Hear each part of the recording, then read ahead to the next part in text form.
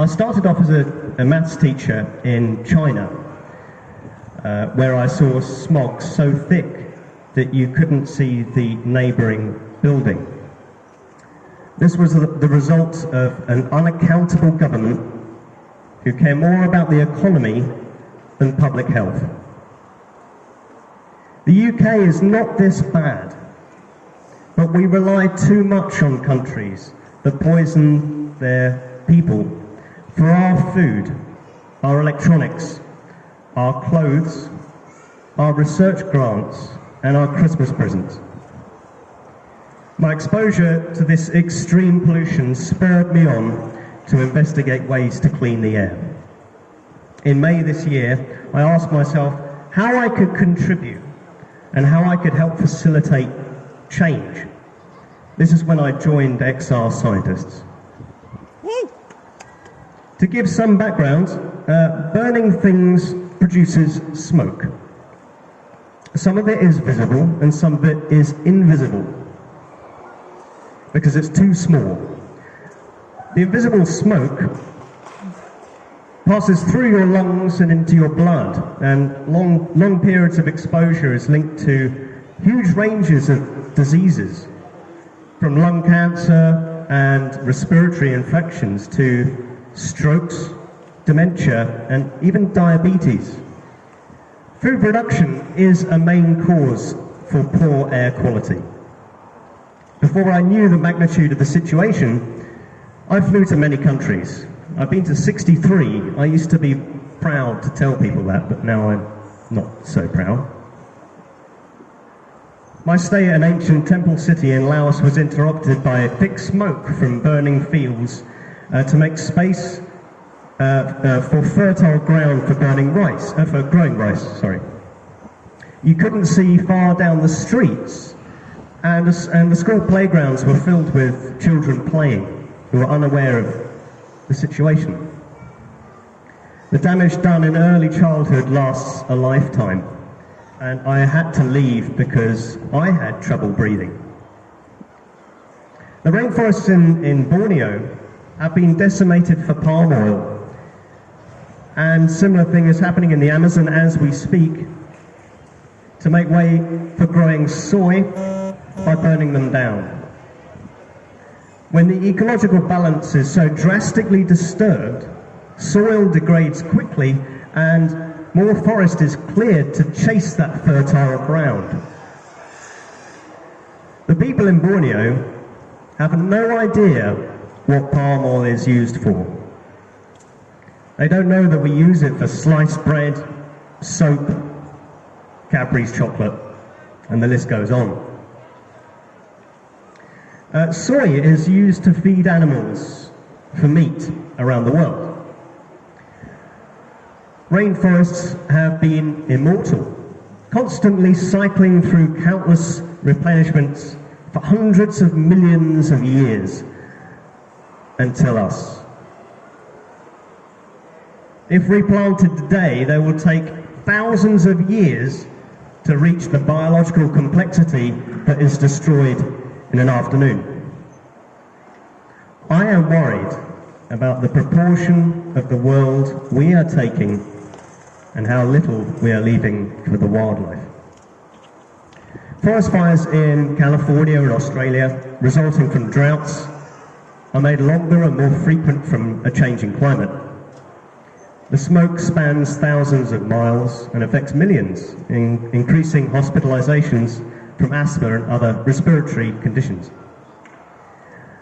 An annual decline of 5.2% of flying insects was found in nature reserves in Germany, which equates to about 75% loss over 26 years, which reflects my parents' views that there really aren't as many butterflies and so on as they remember in their childhood. And similar declines in insect biomass have been measured around the world. Poor air quality may be a driver for this. Outdoor air pollution in the UK is still remarkably bad due to car exhaust fumes, brake dust, and tyre wear. Reactive nitrogen, also nitrogen dioxide and nitric oxide from cars, coal-fired power stations and fertilizers can cause inflammation in the lungs, damage trees, acidify lakes and rivers, and lead to a loss of biodiversity. The UK government has emphasised air pollution control rather than air pollution prevention, and I aim to address this. Trains and renewable energy should receive much more funding from the UK government.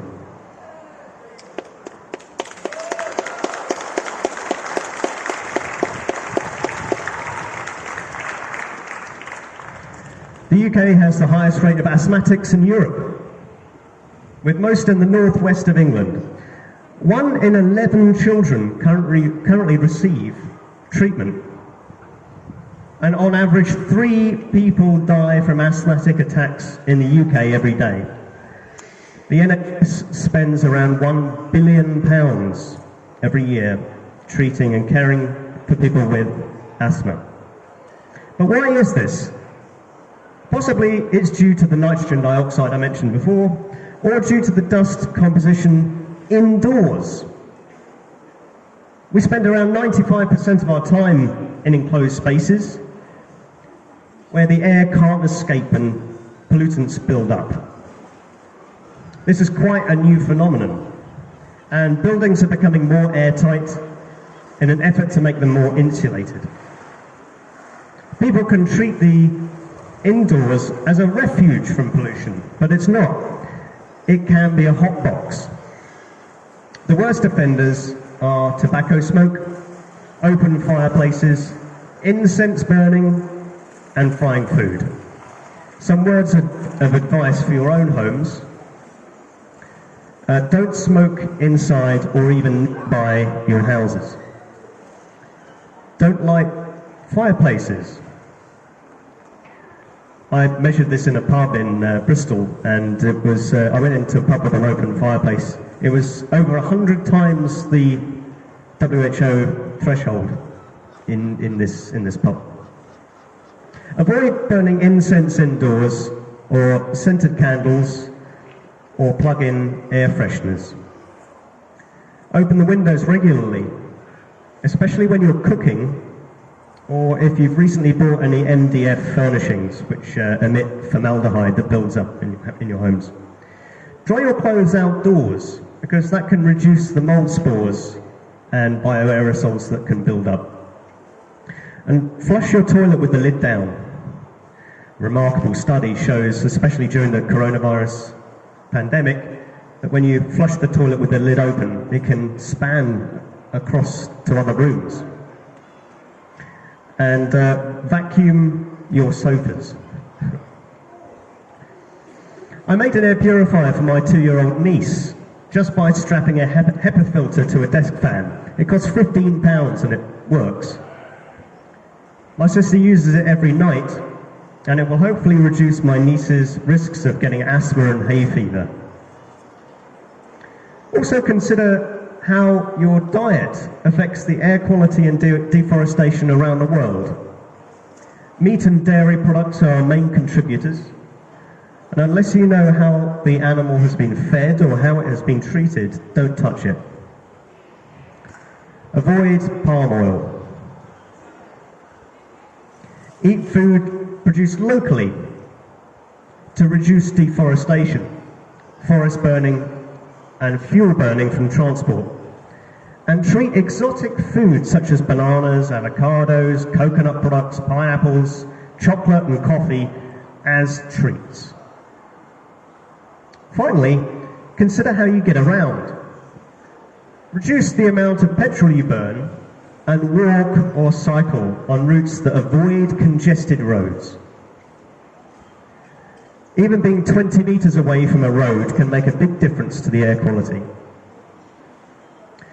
The deeper London Underground lines, like the Northern Line, can be very polluted from the build-up of brake dust, so travel on overground trains, if you can. We're treating the world at... One, two, again. We're treating the well as an infinite resource to be plundered. This is an unsustainable and without immediate action from governments to source and produce sustainably, I fear that democracy will fail and both extremism and catastrophe will follow. Lobby for your MP to sign the CEE bill.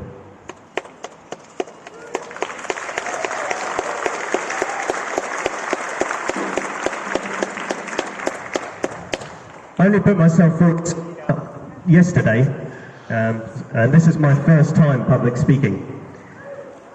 So, thank you for your patience. Thank you. And if you have any further questions, or if you need any clarity on my sources, then I'll be very happy to speak with you after the speeches. Thank you.